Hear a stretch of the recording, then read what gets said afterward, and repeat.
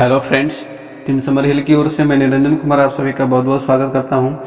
आप सबों का टीम समर हिल के सीटेट क्लासेस में बहुत बहुत स्वागत है। आज हम लोग सीटेट के सीडीपी सेक्शन में 19वें अध्याय की ओर बढ़ेंगे। 19वां अध्याय हमारा चल ही रहा है और अभी तक हम लोगों ने इसमें विभिन्न विद्वानों के सिद्धांतों को समझा है, जैसे कि थॉर्नडाइक का सिद्धांत, प्रयास एवं त्रुटि का सिद्धांत, इसके ऊपर हमारा वीडियो आया। वाटसन और पावलोव के शास्त्रीय अनुबंध के सिद्धांत को हम लोगों ने समझा। स्किनर के क्रिया प्रसूत अनुबंधन का सिद्धांत हम लोगों ने समझा। तो अब इसी क्रम में आगे बढ़ते हैं और आज हम लोग समझेंगे कोहलर का अंतर्दृष्टि का सिद्धांत। तो हम लोग समझेंगे कोहलर के अंतर्दृष्टि के सिद्धांत को, और कोहलर के अंतर्दृष्टि के सिद्धांत को सूझ का सिद्धांत भी कहा गया है।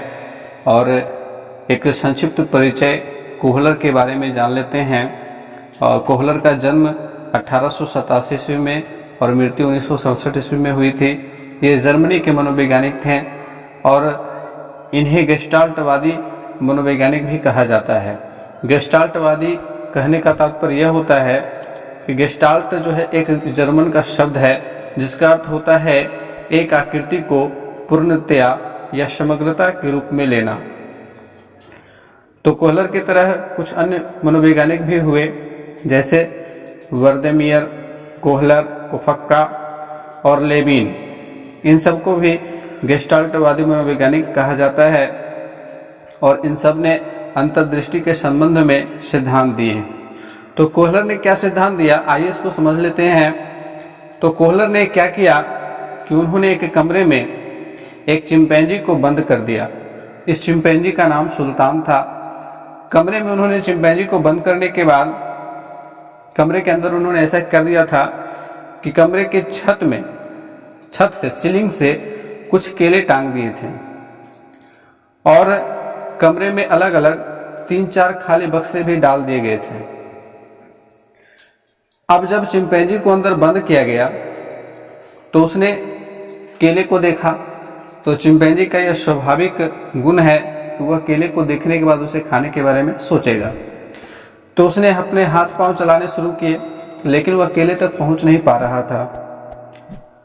फिर कुछ समय के बाद उसकी नजर बक्सों के ऊपर पड़ी और तब उसने बक्से के साथ अंतःक्रिया की कि उसने बक्सों को अरेंज किया।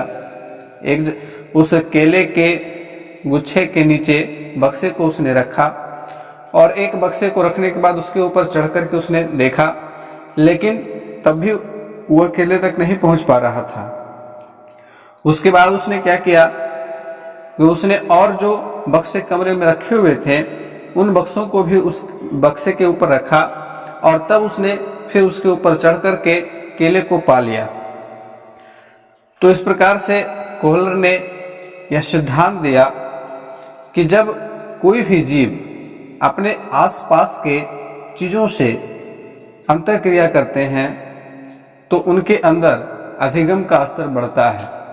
वह बहुत सारी चीजें सीखते हैं। जैसे यहाँ पे उद्दीपक केले के रूप में था और केले को पाने के लिए साधन रखे हुए थे, लेकिन चिंपैंजी को यह प्रशिक्षण नहीं दिया गया था कि उसे किस प्रकार से केले को प्राप्त करना है। लेकिन धीरे धीरे चिंपैंजी ने उन चीजों के साथ अंतःक्रिया करके यह समझ अपने अंदर विकसित की। इसलिए इसे सूझ का सिद्धांत या अंतर्दृष्टि का सिद्धांत भी कहा गया है। आप लोगों ने भी प्यासे कौवे की कहानी को पढ़ा होगा। प्यासा कौवा उड़ते उड़ते एक घड़े के पास आता है। घड़े में पानी कम था, इतना कम था कि उसकी चोंच घड़े के पानी तक नहीं पहुंच सकती थी। तो उसने आसपास देखा, उसे कुछ पत्थर के टुकड़े नजर आए। उसने पत्थर के टुकड़े को उसमें डालना शुरू किया तो पानी का स्तर ऊपर उठा और तब उसने अपनी प्यास जो है पानी को पी करके बुझा लिया। तो इस प्रयोग में भी हम लोग देखते हैं कि बिल्कुल अंतर्दृष्टि का सिद्धांत यहाँ भी काम करता है। और उसी चिंपैंजी के साथ, सुल्तान के साथ, कोहलर ने इस प्रयोग के बाद एक और प्रयोग किया। इस प्रयोग में उसने कमरे में बक्से की जगह 3-4 छड़ियां रख दी और फिर केले के गुच्छे को सीलिंग से टांग दिया और इस बार जब चिंपैंजी गया तो इस बार उसने केले के गुच्छों को देखा, फिर उसे पाने के लिए उछल कूद करने लगा, लेकिन इस बार उसे बक्से नजर नहीं आए, उसे छड़ी नजर आए।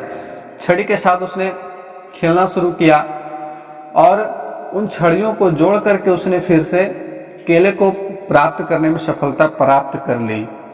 अर्थात बार बार प्रयोग को दोहराने के क्रम में उसने पाया कि प्रत्येक बार चिंपैंजी अपनी कोशिशों में सफल रहा।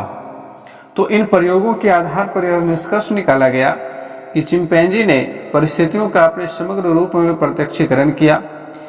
परिस्थितियों में उपलब्ध सामग्री तथा समस्या के हर पहलू का गंभीरतापूर्वक विश्लेषण कर उचित संबंध स्थापित करने की चेष्टा की और अंत में समस्याओं और उनसे संबंधित पहलुओं को तुरंत ही समझकर उनका हल उनके मस्तिष्क में अचानक ही कौंध गया। और इसलिए इस सिद्धांत को अंतर्दृष्टि का सिद्धांत कहते हैं। अब बात कर लेते हैं कि अंतर्दृष्टि सिद्धांत की शैक्षिक उपयोगिता क्या है। जब कुछ पढ़ाया जाए अथवा कुछ सीखने के लिए कहा जाए तो उसे अपने समग्र रूप में ही बच्चों के सामने प्रस्तुत किया जाए। बालकों के बौद्धिक विकास हेतु उनकी अंतर्दृष्टि अथवा सूझबूझ बहुत सहायक होती है। इसलिए इस विधि के द्वारा अधिक से अधिक कार्यों को करने के लिए बालकों को प्रोत्साहित करना चाहिए। पाठ्यक्रम के निर्माण में सूझबूझ अथवा अंतर्दृष्टि प्रक्रिया को ध्यान में रख करके पाठ्यक्रम के विभिन्न अंगों को एकीकृत किया जाता है। यदि सीखने से होने वाले लाभों का पहले से पता चल जाए तो बालक अपनी बुद्धि तथा सूझबूझ का भरपूर प्रयोग करेगा, है ना। और बच्चे के सामने समस्याओं को रखेंगे और समस्याओं के हल के लिए पर्याप्त चीजों को भी देंगे, लेकिन उन्हें बताएंगे नहीं कि इनके द्वारा आप समस्या को हल कर सकते हो। वे खुद से स्वयं से उन वस्तुओं के बारे में सोच करके कि कैसे हम इन वस्तुओं के साथ अंतःक्रिया करके समस्या का समाधान कर सकते हैं, है ना। तो यह अंतर्दृष्टि का सिद्धांत शैक्षिक दृष्टिकोण से भी काफी महत्वपूर्ण है। और आप लोगों ने देखा होगा बच्चों की किताबों में बहुत तरह की समस्याएं होती हैं और उनके हल के लिए इसी अंतर्दृष्टि के सिद्धांत का प्रयोग किया जाता है। बहुत सारी पहेलियां भी हैं जो अंतर्दृष्टि के सिद्धांत के ऊपर ही आधारित होती हैं। पहेलियों में आंसर छुपा होता है, बच्चों को उन्हें ढूंढना होता है ना।